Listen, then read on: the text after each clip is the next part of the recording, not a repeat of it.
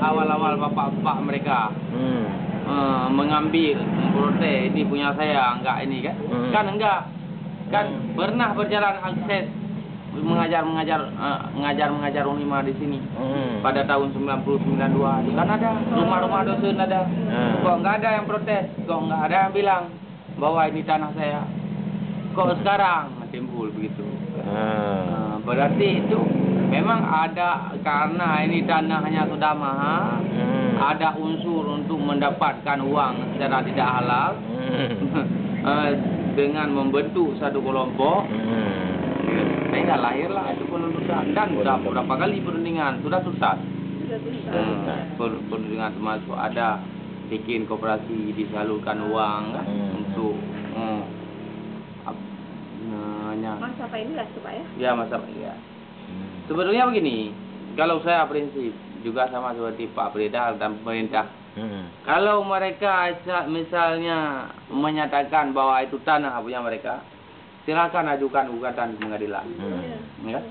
Kalau pengadilan memutuskan bahwa hak mereka, maka kita ada sumber untuk membayar. Untuk membayar. Ada alasan. Ada alasan untuk membayar, ada sumber baik dari dari APBK ataupun dari sumber pendapatan minimal sendiri. APBN. Ya, SPP ya. Tapi kalau misalnya ini tidak ada putusan hukum bahwa menyatakan bahwa itu tanah mereka, mereka tidak melakukan penuntutan, tidak mendaftar gugatan ke pengadilan, mereka minta rongrong mengganggu Unima, itu berarti sebuah permainan untuk mendapatkan uang dari pihak Unima. Karena kan kita nggak mungkin bayar dua kali. Iya, nggak mungkin bayar dua kali. Begitu kita penuhi, ambil anggaran dari mana, ambil kas dari mana, udah masuk penjara juga. Ya, masuk penjara juga. Karena nggak jelas sumbernya. Nggak jelas haknya. Dulu sudah diberikan ganti rugi, kok sekarang dikasih lagi ganti rugi. Iya, dua kali ya. Walaupun dalam pandangan mereka katanya itu bukan ganti rugi Pak, imbalan. Nah, jadi mempermasalahkan kata itu imbalan dengan ganti rugi. Iya, kalau dulu kan sampai sekarang juga ganti rugi. Ya. Walaupun saya harganya mahal, tetap ganti rugi. Karena nggak ada kata lain. Dalam anggaran juga ganti rugi. Katanya diperbandingkan dengan pembebasan airport, Pak. Kan sebelah-sebelahan. Kenapa airport 3.500 kok nggak salah? Kenapa sini cuma 40? Jadi ada keluar kata-kata bahkan harga tanah kita di sini tidak sebanding dengan harga sepotong kue yang 50 perak. Atau tidak sebanding dengan harga 1 meter plastik, katanya gitu kan Pak? Kalau dulu itu udah banyak. Kalau itu udah banyak Pak ya, betul. Tahun 76 itu hampir sama dengan tanah ASEAN. Kalau kita bandingkan sekarang, hampir sama ya? Hampir sama. Kalau nggak salah tanah entah 80, entah berapa. Gitu. Iya. Emang segitu harganya dulu. Saya wawancara dengan Pak Aziz juga, Pak Asisten 3 kan, waktu itu beliau kan kabak hukum. Dulu nanti itu sudah mahal sebenarnya, waktu dihitung sama panitia 9. Jadi kalau dibandingkan dengan tanah airport kan tentu beda Pak. Karena airport kan bukan untuk pembangunan, bukan untuk negara, kan itu punya privat. Ya itu yang ambil pun mobil ya. Mobil oil ya. Dulu makanya ini sudah mahal. Jalannya pun mereka yang bangun sendiri. Jalan minimal. Iya, jalan minimal. Kan nggak ada akses apa-apa dulu. Iya. Jangan harga dulu dibandingkan dengan sekarang. Kita pernah beli tanah 5.000. Kita jual sekarang 300. Kalau perbandingan seperti itu bisa juga ahli waris nuntut. Dulu waktu zaman saya hanya belum nggak sampai sebungkus rokok, kata dia. Nggak habis-habis nuntut ya Pak ya? Nggak habis-habis. Nggak habis-habis. Nggak habis-habis.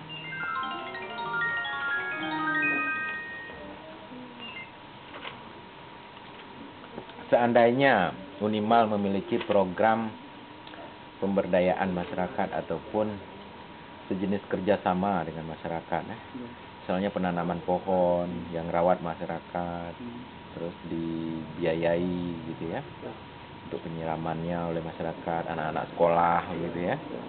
Itu bagaimana kira-kira masyarakat? Itu sebetulnya ide yang bagus. Ada juga kemarin dilakukan, tetapi itu tidak diserahkan ke masyarakat. Oh.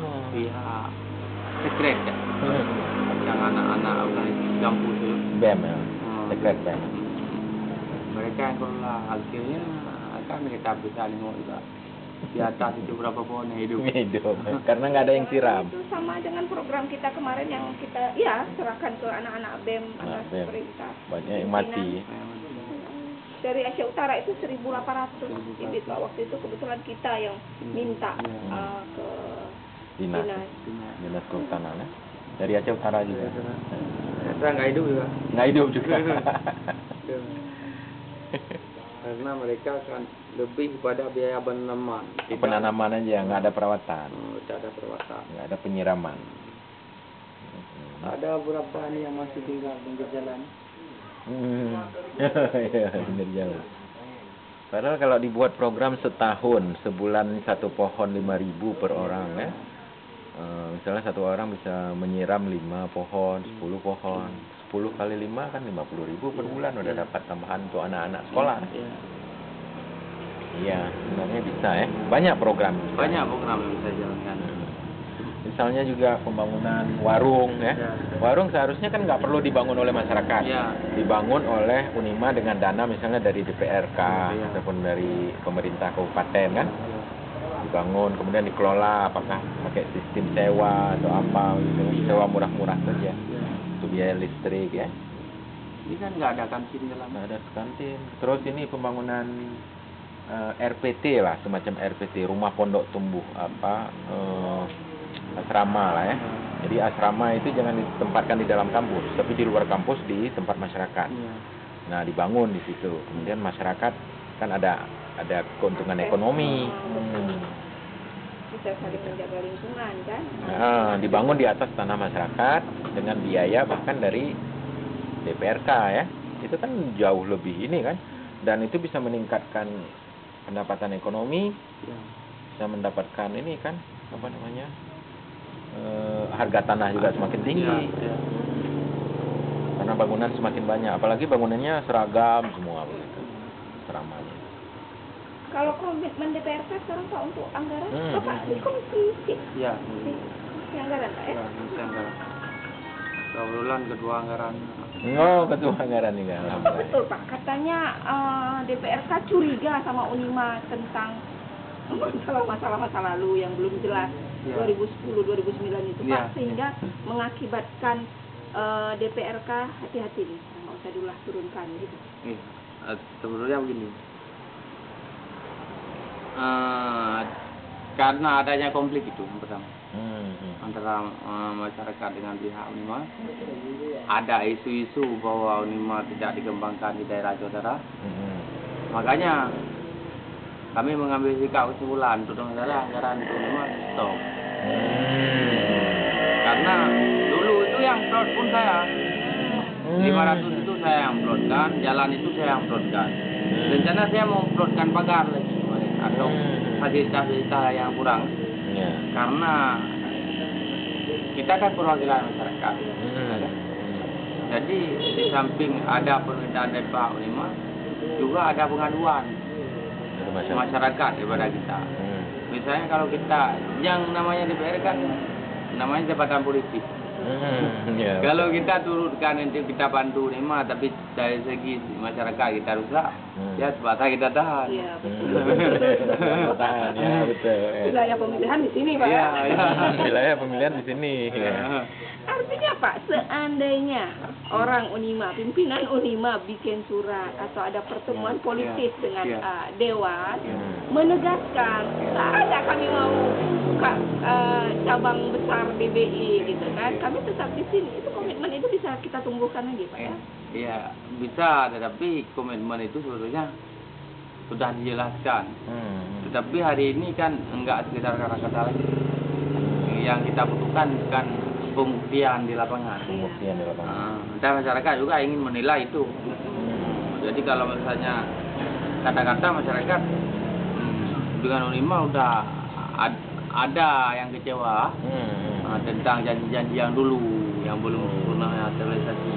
Ya, pembangunan menata kebudayaan ekonomi usaha lingkungan kan? Ya. Pembangunan asrama kayak gitulah ya. Ya. Jadi kos-kosan. Jadi itulah sekarang kendalanya. Kalau misalnya itu sudah dibuktikan, nggak ada masalah. Nggak ada masalah. Malah kemarin kalau saya sempat dipindahkan itu,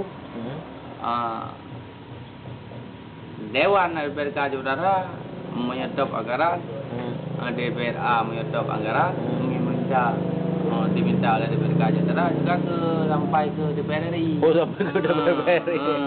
Hukuman lah, penalti. Oke, kalau kita ubah kebijakan sekarang, misalnya nanti pekerja, terutama untuk cleaning, ya. Kalau satpam mungkin nggak perlu terlalu banyak, karena kalau udah banyak yang cleaning, terutama ibu-ibu yang perempuan-perempuan lah yang bekerja di dalam untuk pembersihan ya, pembersihan lokal, kampus gitu. Kemudian juga akses mereka untuk berdagang ya, berjualan itu. Seandainya Unimal membuat proposal ke DPRK untuk membangun kantin ataupun warung-warung ataupun kemudian juga untuk pekerjaan honor, pekerja-pekerja honor itu akan dibantu ya.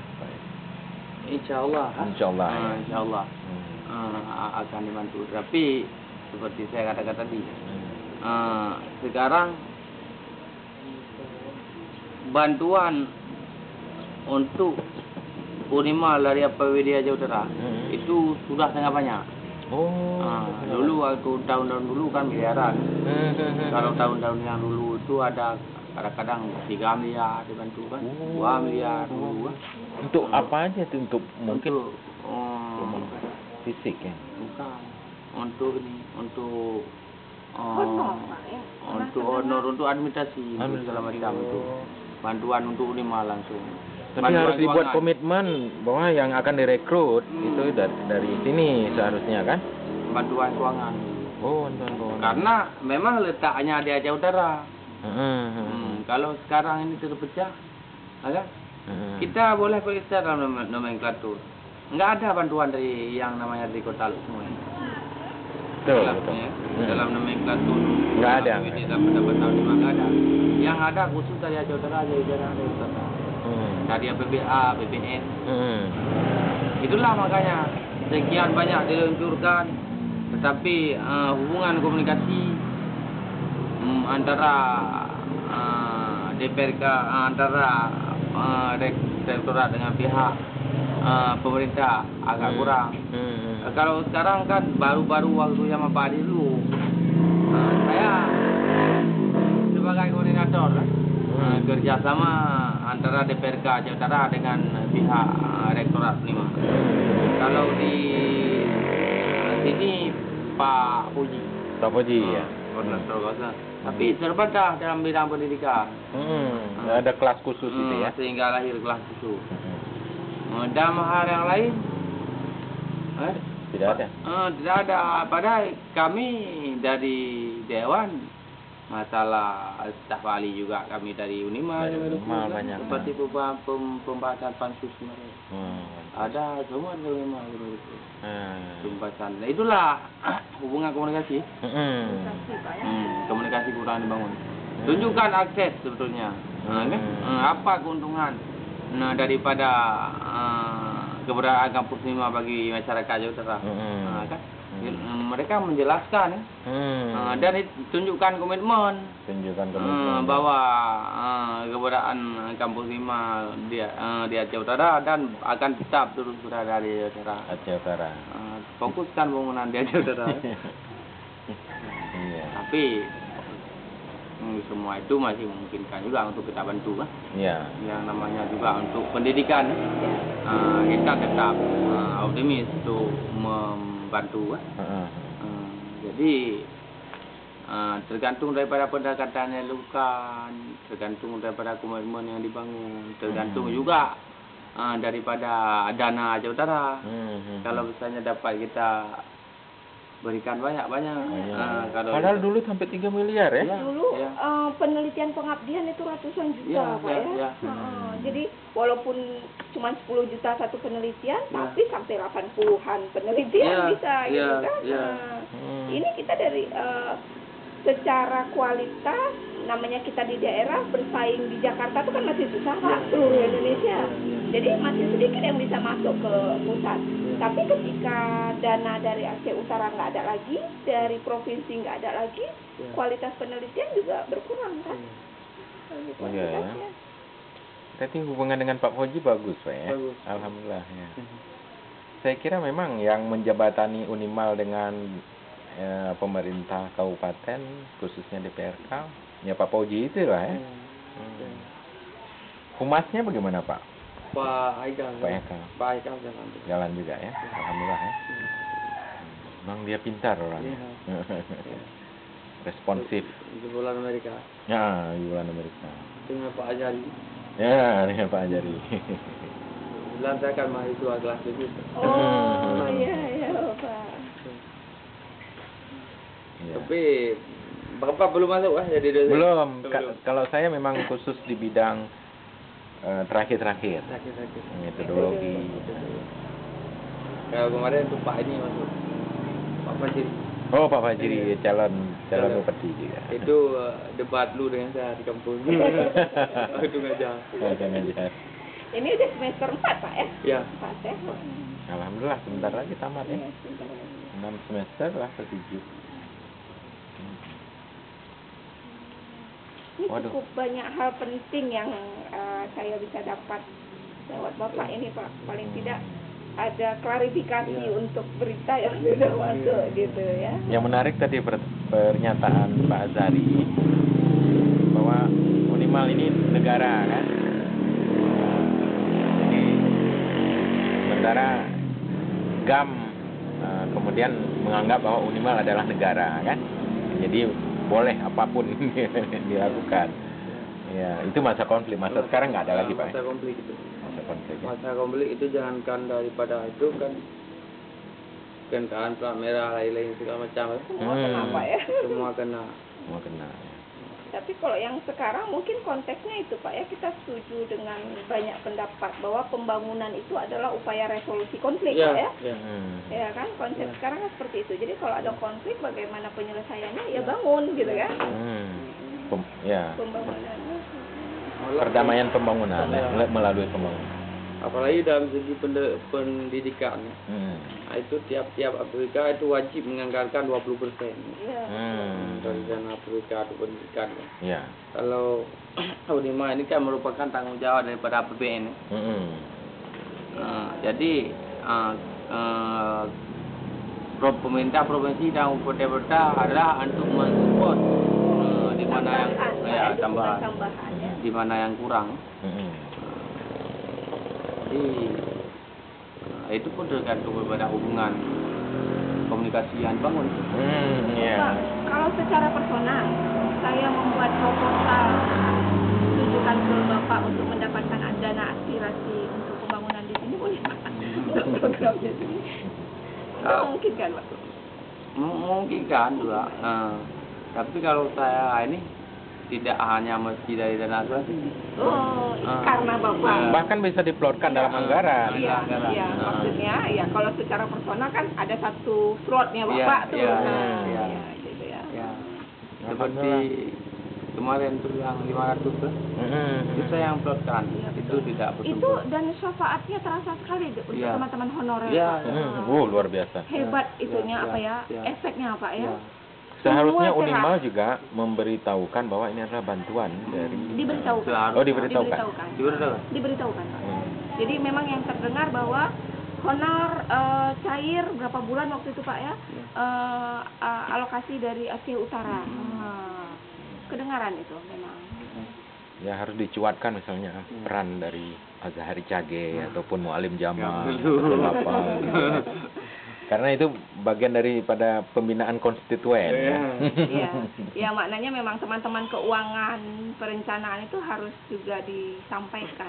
Jadi riset ini sendiri nantinya Bapak mudah-mudahan ada kesempatan ketika kita presentasi di sini, mohon juga perkenan Bapak untuk hadir nanti Pak. Insya Allah. Insya Allah. Dan terutama sekali harapan daripada kita buat pihak kampung juga. Itu kampung itu sebenarnya harus solid. Jangan pecah-pecah. Jangan pecah-pecah. Jangan ribut aja. Iya. Ini saya melihat ada beberapa kubu di dalam. Itu walaupun karena kita berhubungan dengan Unima, kalau pandangan sebelah masyarakat awam itu kan enggak apa kan? Enggak melihat karena kita ada berhubungan dengan Unima. Contohnya aja dari segi pilkada kemarin pencalonan. Itu kan dapat mencerminkan sebuah perpecahan yang terjadi. Begitu banyak Pak ya. Dari Unima banyak sekali, Pak Batiar, Pak Hajri, Pak Hadi, kemudian entah siapa-siapa lagi kan. Yang untuk kota juga, walah banyak sekali. Nggak ada yang menang satupun. Bukannya memperkuat PA yang sudah ada ya. Kalau saya nggak berbuat kayak PA nggak apa-apa, tapi mereka itu turunnya harus solid. Harus solid. Nah, itu yang keluar ada apa nih ya Unima sendiri kok punya 3-4? Ini malah kadang-kadang saling menyalahkan di antara mereka untuk mendapatkan konstituen, untuk mendapatkan pemilih.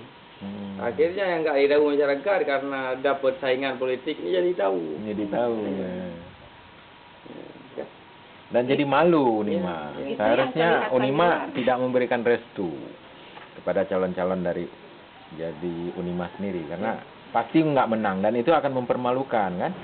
Banyak doktor, banyak apa intelektual nggak bisa menang ya kan, malu kan seharusnya. Kalau di Indonesia kan satu aja yang keluar kan? Satu aja. Pak Darni aja. Itu pun juga bermasalah juga. Lagi masa jabatan aktif. Sekarang udah ngajar lagi, udah rektor lagi. Itulah aneh juga. Kemarin udah dipecat ya. Ini alhamdulillah nih banyak ini pernyataan yang penting ini dari. Karena memang wawancara dengan Bapak ini saya tunggu-tunggu, kami tunggu-tunggu nih Pak. Bukan hanya kita, tapi juga pihak di pusat dan di Banda Aceh juga menginginkan cepat selesai lah. Karena selama ini konflik yang ada itu tidak ada penelitian. Ya kan? Dulu ini Pak, sebenarnya kami di APCM, satu unit di Unima itu yang berupaya memperkuat berita perdamaian. Jadi kita punya program talkshow pergi ke kampung. Waktu itu di Aceh Utara memang 22 kampung yang kita masuk. Terus terpikir kerjasama dengan Serasi IRD USA. Saya bilang waktu itu kita sampaikan kepada pihak USA, boleh nggak kita usulkan program tapi konfliknya bukan GAM RI, bukan itulah, tapi antar kita di level masyarakat. Oh bagus sekali, apa konsepnya? Terus saya jelaskan kondisi kita. Jadi kan panasnya itu sebenarnya bukan betul-betul api Pak ya, kayak api dalam sekam gitu ya, tinggal tunggu angin kita kan. Nah, jadi saya gambarkan kalau misalnya konsepnya waktu itu pemberdayaan masyarakat. Jadi bagaimana kotoran lembu itu bisa kita olah. Waktu itu di ACC program itu. Oh bagus sekali. Jadi program awal pertama kegiatan gitu. Tapi tahun 2011 USS memutuskan kontrak sama Aceh, pindah ke Papua. Jadi kan kecewa nih Pak, kita pribadi kecewa gitu, padahal udah ada konsep. Akhirnya ketika ada peluang ya sudah kita coba risetnya dulu. Rencana kita pribadi berdua ini Pak, hasil penelitian ini nanti kita mau minta rekomendasi Unima khusus. Wah, kita paksakan kalau boleh, bahwa semua program penelitian dan pengabdian itu diusulkan kemanapun orientasi adalah kampung sini. Jangan jauh-jauh. Jangan jauh-jauh dulu. Jadi 2-3 tahun kita lihat perkembangannya. Artinya tadi kalau orang kampung sudah mulai berimbang, tidak betul-betul dan penerimaan orang kampung sama mahasiswa kita itu yang saya salut, Pak. Iya. Kan beberapa ada yang tinggal di Dayah, Pak, ya. Iya ada. Kemudian Iya. itu yang ada mahasiswa saya cerita, kami Bu kalau nggak ada duit lagi panen disuruh ke sawah Bu sama orang kampung bantu. Kemudian nanti dikasih duit. Kalau tenaga lepas katanya cuma 30.000 sehari, kami kadang-kadang 50.000 Bu. Kasihan, katanya ini kan kami siswa apa istilahnya, fisabilillah. Nah, jadi kalau Orang menuntut ilmu ya. itu kan personal sebenarnya Pak ya, hubungannya personal. Artinya orang kampung memberikan bantuan ya dia personal gitu. Tapi memahami kondisi anak musafir dari mana-mana ini kan itu salut kita ya kan. Jadi rencana saya seperti itu. Kita mau bikin rekomendasi, cobalah 3 sampai 5 tahun kita lihat. Fokus ke sini, apa potensi yang bisa kita lihat. Jadi kadang-kadang kita sendiri waktu kampus di sini lelah kemari kan Pak. Jauh dari Loksmawe, kondisinya sampai di sini isu-isu tadi yang kedengaran nggak bertanggung jawab.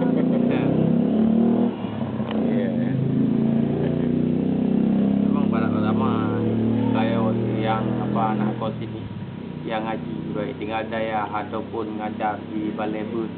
Ada anak-anak dari ini dari Aceh Tenggara untuk cara ambil air itu segala macam kurang apa izin apa ini Ngajarin ya? ngajarin Bruno. kan satu gondongan juga bang. Sekarang ada naik ngaji juga malam. Kalau sini ada 2 tempat yang ngaji anakku. Ini tempat Tengku Gambang. Kan? Mbak Masjid Mujahidin ya? Kurang? Oh, Yang kampung ini. Kalau sana itu masjid sudah ada ya. Ada ya. Ini Balai Bud. Balai. Tapi ada Tempat anak, sekdes tuh. Sekdes. ada anak tinggal juga Pak ya. Ada. Si Agustus itu tinggal. Kalau itu kalau sana di sebelah timur tempat Tengku Ham. Yang juga. Oh iya. Yang sebelah itu. Abangnya Kamaria. Ya, abangnya Kamaria. Kami mengucapkan banyak terima kasih Bapak. Ya, sama-sama. Semoga sukses iklan Lemhanasnya. Iya. Nanti ada beberapa orang yang memang saya kenal gitu. Kolonel Yugo dan sebagainya kan. Bapak udah ikut juga. Saya bukan ikut pelatihannya, ikut apa namanya? Memberikan instruktur tentang masalah terorisme. Ulang kalinya. Ulang kalinya. Iya.